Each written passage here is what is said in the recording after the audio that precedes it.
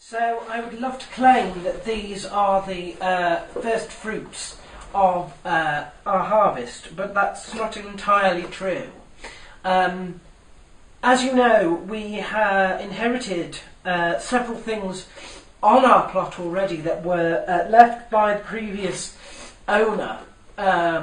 So we did nothing except sort of water and harvest them following our takeover of the plot. And one such example are these. These are, I should just show you so that you can see. These, that is a potato. Now it is in fact incredibly small, and it's that's the smallest that the plant's going to produce because it's right at the top.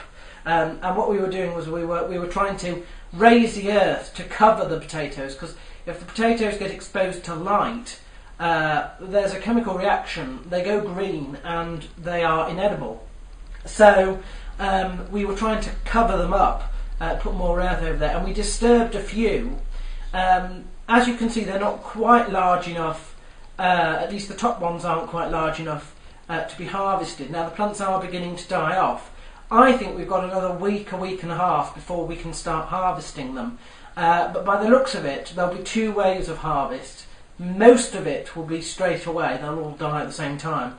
But the ones that are still green now, those may take a further week before they sort of die off. All of them are flowered, and they started flowering just as we were taking over the plot. The other type of thing that we are producing are the strawberries, and you can see that they are rather large indeed. Some of them are quite dark. If they've been on the vine for a long time, with the heat, they do get very, very hot, and so they ripe very, very quickly, and they get overripe.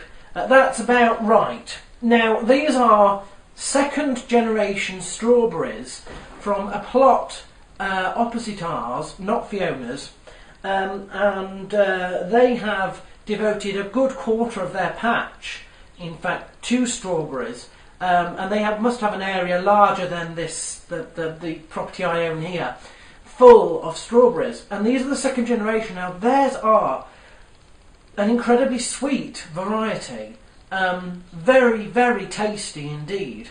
Not like this one. Absolutely delicious. They really are very, very nice, and you can taste the sweetness in these as well. They are very, very sweet and very juicy as well. And you see, some of them are extremely big. Well, when we arrived, the last of the flowers were dying off, and there were unripe crop already there.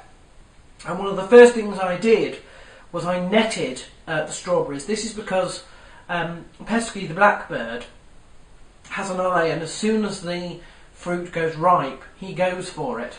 And so I netted them as soon as they started ripening. Now we have been harvesting these strawberries for about 2.5 weeks, and they must have produced, I don't know, a crop of maybe 200, something like that. They are very sweet, as I say, and they are very, very nice indeed. They have stopped now. The flowering has ceased, and we're waiting for the last 2 or 3 to ripen, and then that will be it. Whether they'll flower again, I don't know, but we are thinking of increasing our the strawberries all the way along the bottom. So if they send out runners, we'll be able to stick them in. We may buy some more of a different variety, and of course we do have wild strawberries, alpine strawberries, growing round near our shed. There's, they'd have to be properly cultivated, but they are there. The other thing that has begun to appear are these. Now these are my gooseberries. Now Pesky doesn't particularly like gooseberries. They're a little bit too tart for him. So we left this unnetted, and it's laden with fruit, and he's not eaten it at all. Now it's a bit difficult to tell when a gooseberry is ripe because they are quite tart even when fully ripened. For a start, they're usually about that size, that's about the right size. And then, I don't know if you can see, but you may be able to see, there are tiny little hairs on it. And the real test is when it goes sort of soft and a bit squidgy. You can also see that on one side it's got a pinkening effect, which when you first look at it you think, oh my god, it must be diseased. But no, that is the sign of an overripe, in fact, gooseberry. So we picked a few of these as well. Ooh, it is a bit tart. But very nice. This is just one day's picking of strawberries and gooseberries, okay? And although this is the first time we've harvested the gooseberries at all, the strawberries, you know, we've been having them for a long time.